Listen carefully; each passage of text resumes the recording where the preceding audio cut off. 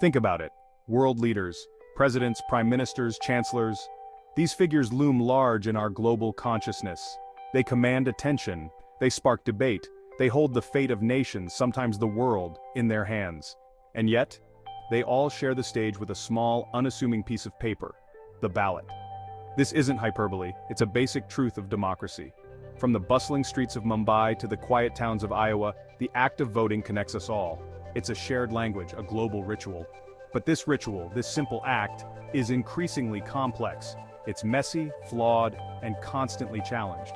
Because here's the real kicker. How much power does that ballot, that individual vote, actually hold? Let's be brutally honest, in any election, especially on a national scale, the odds of your single vote being the deciding factor are astronomically small. We're talking struck by lightning while winning the lottery kind of small. And that's a tough pill to swallow. It can make you feel like your voice is lost in the roar of the crowd. But here's the crucial counterpoint. What if everyone thought that way? What if everyone looked at the sheer improbability and simply stayed home on election day? Democracy, in its purest form, relies on participation. It relies on the collective will of the people. It's about the combined weight of millions of individual choices, each one a tiny nudge in a particular direction. Your vote isn't just about your voice, it's about adding your voice to a chorus that's far more powerful. Think about the monumental changes in history that were driven by collective action. Civil rights movements, women's suffrage, and many more. These were not the result of a single vote, but the culmination of many voices coming together for a common cause. When you cast your vote, you're participating in a tradition of civic engagement that has shaped societies for centuries. It's an educational moment, a chance to reflect on the values and principles that guide us. Voting is a way to express your beliefs and to stand up for what you think is right.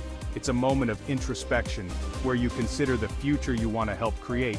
And when the results come in, whether your candidate wins or loses, you know you've played a part in the democratic process. It's a shared experience, one that connects you to your community and your country. So the next time you wonder if your vote really counts, remember this. It's not just about the outcome of a single election. It's about being part of a larger narrative, one that values every voice and every vote. Because in the end, democracy is not just a system of government, it's a collective journey towards a better future. And every vote, including yours, is a step on that journey. Now let's get philosophical for a second. Imagine a world where every action, every decision, is a reflection of a collective agreement. This isn't just a thought experiment, it's the foundation of our society. Don't worry, we're not going full-on toga party here. We're diving into the essence of what binds us together as a community, as a society. We're talking about the social contract. This concept is more than just a historical footnote, it's a living, breathing part of our daily lives. Big names like Jean-Jacques Rousseau and John Stuart Mill grappled with this idea. They pondered how individuals could come together to form a society that benefits everyone. Basically, we surrender some individual freedoms in exchange for the benefits of living in a society. This trade-off is what allows us to live in harmony, to build communities, and to create a sense of belonging. Think laws, infrastructure, collective security, the good stuff. These are the tangible benefits we gain from this social contract. It's what keeps our streets safe, our buildings standing, and our communities thriving. And elections? They're a key part of that bargain. They are the moments when we as a society come together to make our voices heard. They're the mechanism by which we, the governed, give consent to be governed. It's our way of saying, we trust you to make decisions on our behalf. We choose the people who will make decisions on our behalf, the folks who will hopefully act in the best interests of the collective. This is the essence of representative democracy. But what happens when that social contract starts to feel more like a raw deal? When the trust we place in our representatives is broken? What happens when forces outside our control start to influence, or worse, manipulate the very choices we're making? This is where the integrity of our social contract is tested. It's a reminder that our collective choice is only as strong as the systems that support it. So, how do we ensure that our social contract remains fair and just? It starts with vigilance and participation. We must stay informed, engage in dialogue, and hold our leaders accountable. By actively participating in our democracy, we reinforce the principles that Rousseau and Mill championed. We make sure that our collective choice reflects the true will of the people. In the end, the social contract is about more than just laws and elections. It's about building a society where everyone feels valued and heard. It's about creating a future where our collective choice leads to collective prosperity. Section 4. Digital Whispers: How Algorithms Shape Our Political Landscape. Hold on to your hats, folks, because things are about to get seriously 21st century. We live in a world saturated by information, by constant digital noise.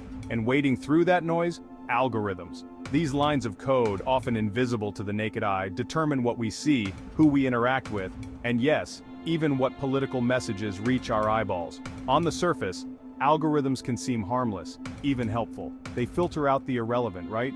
But the truth is far more insidious.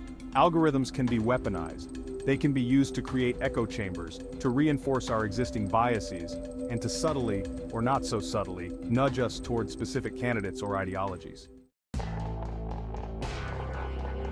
Section 5. The Ghosts in the Machine.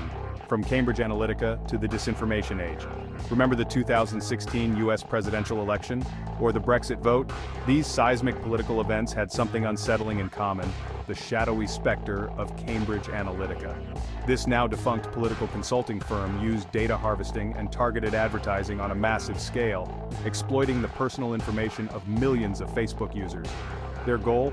To influence voter behavior, often by preying on fears and insecurities. But Cambridge Analytica was just the tip of the iceberg. The spread of misinformation and disinformation online has become a global epidemic. Fake news articles, doctored images, and outright propaganda pollute our news feeds, making it increasingly difficult to discern fact from fiction. Section 6. Is democracy equipped for our times? Climate change and the people's choice. Let's talk about climate change, arguably the most pressing issue of our time. The science is clear, the urgency undeniable. But what happens when democratic processes become bogged down in short-term thinking, vested interests, and outright denial? Climate change isn't a matter of opinion, it's a matter of survival. Yet it's often framed as a political football, subject to the whims of whichever party happens to be in power. This disconnect between the urgency of the issue and the limitations of our current political systems is deeply troubling. It raises a fundamental question. Is democracy, in its current form, truly equipped to deal with the complex, long-term challenges of the 21st century? Section 7. The Tyranny of the Majority. When the crowd's wisdom fails. Here's a sobering thought. What happens when the majority is wrong? What if the collective decision-making process, which we often trust to be fair and just, leads us astray?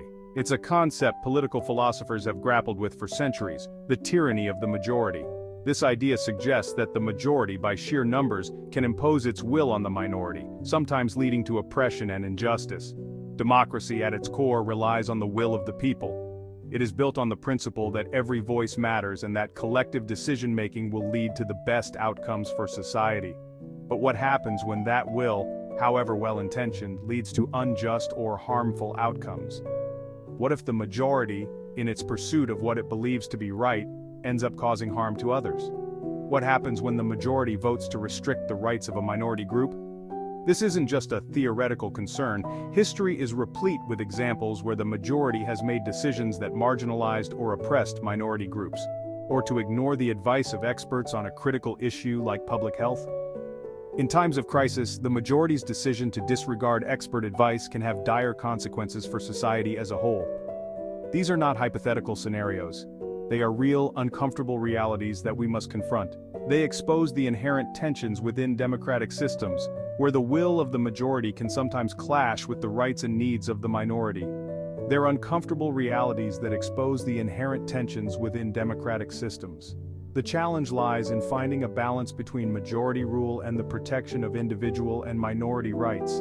Balancing the will of the majority with the protection of individual and minority rights is a delicate dance, one that requires constant vigilance and a willingness to challenge the status quo. It demands that we remain aware of the potential for majority rule to become oppressive. This balance is not easily achieved. It requires a robust legal framework, active civic engagement, and a commitment to upholding the principles of justice and equality. It is a continuous process, one that necessitates ongoing dialogue and reflection. Throughout history, there have been moments when the majority's will was challenged. leading to significant social progress. The civil rights movements, for instance, were driven by the need to correct the injustices perpetuated by majority rule. As we move forward, it is crucial to remember that democracy is not just about the will of the majority. It is also about protecting the rights of all individuals, ensuring that no one is left behind or oppressed by the decisions of the many. In the end, the true strength of a democracy lies in its ability to balance the will of the majority with the rights of the minority, creating a society that is just, equitable, and inclusive for all.